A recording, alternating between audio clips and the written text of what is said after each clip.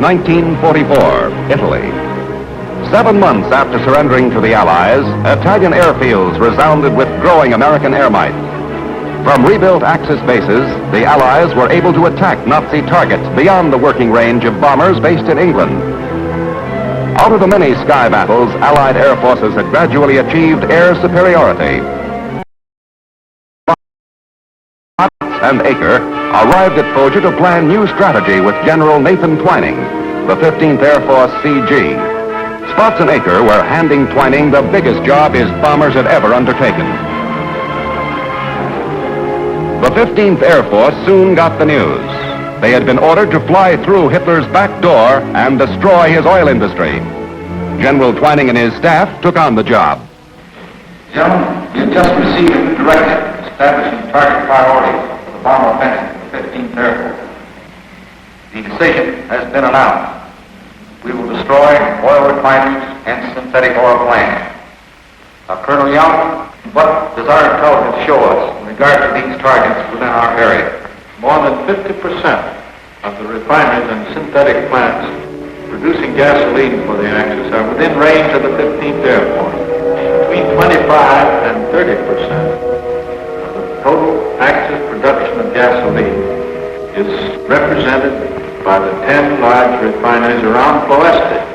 While these refineries were seriously damaged in the attack last August by the task force operating from Egypt, recent photo reconnaissance reveals that, with one exception, all refineries are currently operating at full capacity. General Hubert Cotton, it's a big job we've got ahead. The knockout of Ploesti means the German will be deprived of 1/3 of his oil resources. We bomber boys who moved up from Africa started the Ploesti air siege. On the morning of April 5th, 94, B-17 swung into formation. Close by were 136 B-24s. We were strong. We expected the enemy's coastal radar network in Albania and Yugoslavia to spot us as we made our approach over the Adriatic Sea. Although it was still early in our 600-mile run to target, we got into flak suits. They're a kind of insurance. Climbing to altitude, we skimmed the Yugoslav mountains. Mighty peaceful. Peaceful until they bristled with flak guns.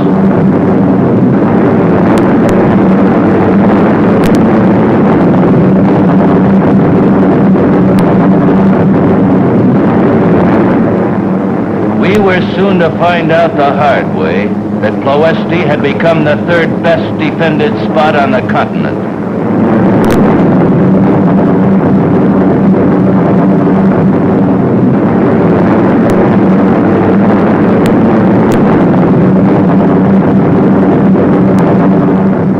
This was a high altitude mission, 21 to 24,000 feet. As we neared the target, we edged into tighter formations. Each had top cover. We all remembered a 1943 Ploesti mission with 177 liberators in which we lost 54 planes. Would this be like last year's mission? This one might be worse. 250 enemy fighters, outnumbering ours 3 to 1, attacked.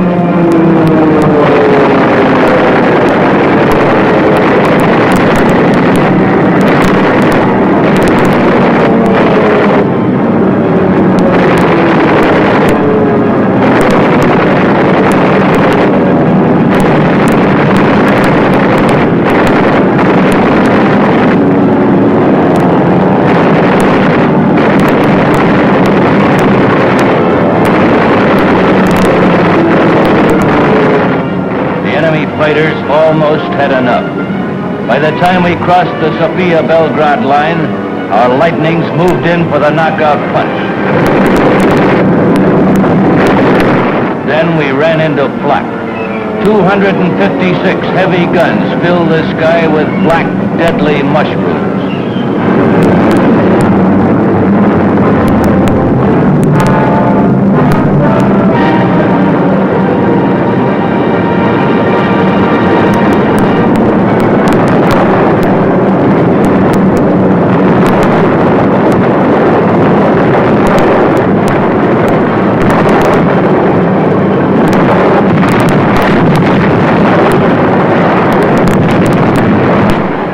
To his intense flak, the enemy had added smoke.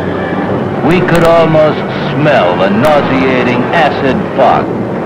2,000 smoke pots effectively covered Ploesti. Accurate visual bombing was impossible.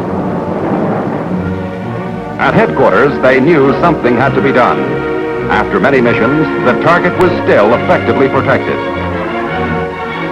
On 10 June, operations decided on a new tactic. We're going to dive bomb Romano Americano tomorrow using P-38.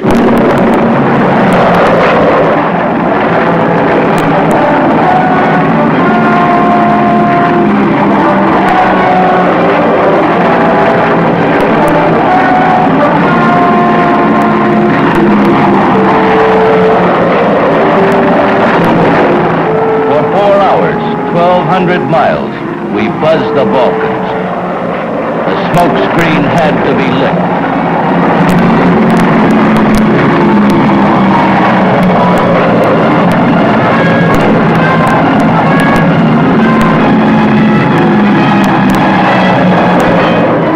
We climbed the bombing altitude, and some of us dumped our wing tanks as we got close to the enemy.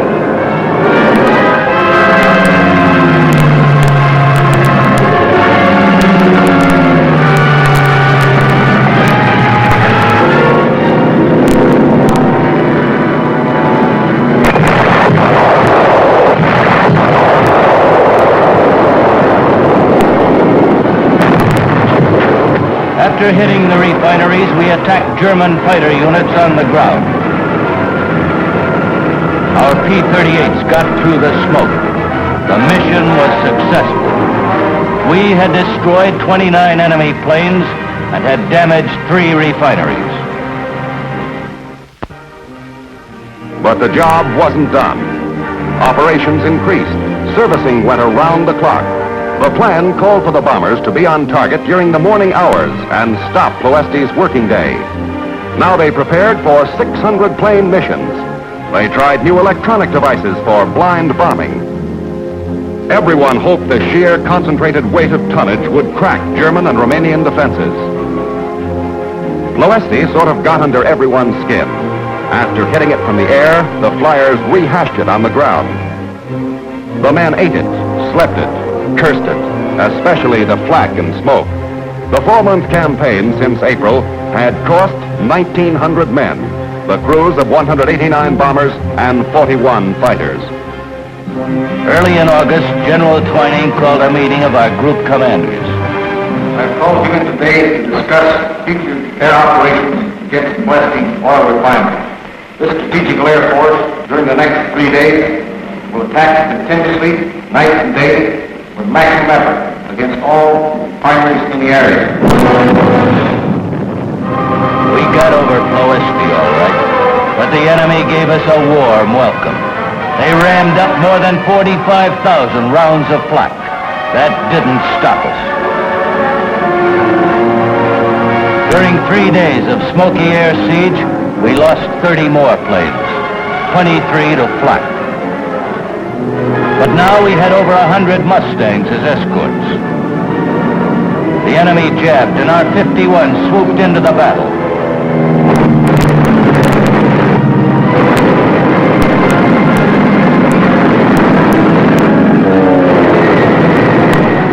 Hit hard, enemy fighter strength fell apart. Displaying courage far beyond the call of duty, our boys drove the enemy into the ground.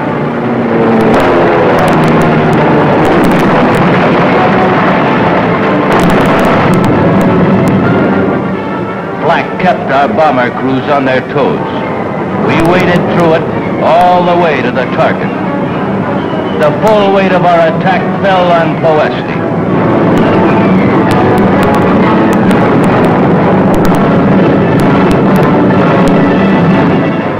That did it.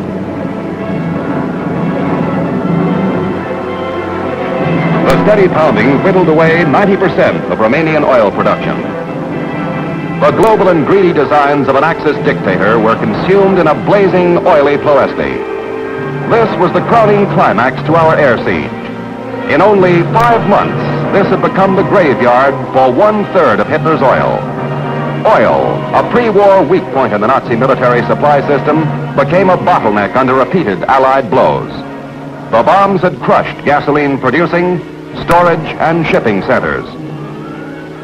Vainly, Germany's 350,000 slave workers tried to repair the damage. But now all the refineries in the rich Ploesti cluster were damaged or knocked out. We hurt them, but they hurt us too. The Ploesti campaign had cost us 270 heavy bombers, 49 fighters and their crews. Each plane and each man helped to shorten the war. As we hit the donut line, we were still flying the mission, and we wondered about our missing air crews. How many would come back? The answer came sooner than we had expected. 12 days after the last bombing of Ploesti, we got a real thrill. An airlift of 56 transport-converted B-17s were bringing back our buddies who had been forced down. Romania had surrendered to the Russians.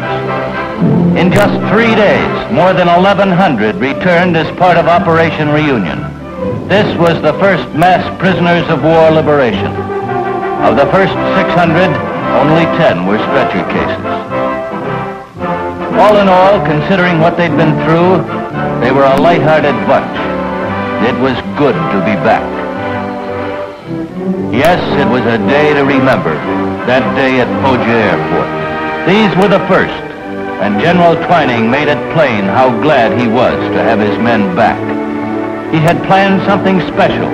From his Coral Sea experience, he remembered what privation meant. First, he gave his men medical care and food. Then, Godspeed on their next mission. Their new checkpoint was the Statue of Liberty. Their target was home. The 15th Air Force, by burning Ploesti off the target list, did more than merely destroy enemy oil production. They brought eventual disaster at compounded interest. The German war machine was stalled for lack of fuel. Later chapters will show Allied air power accurately blasting the vitals of the Axis with the hard-won bombing experience of the United States Air Force.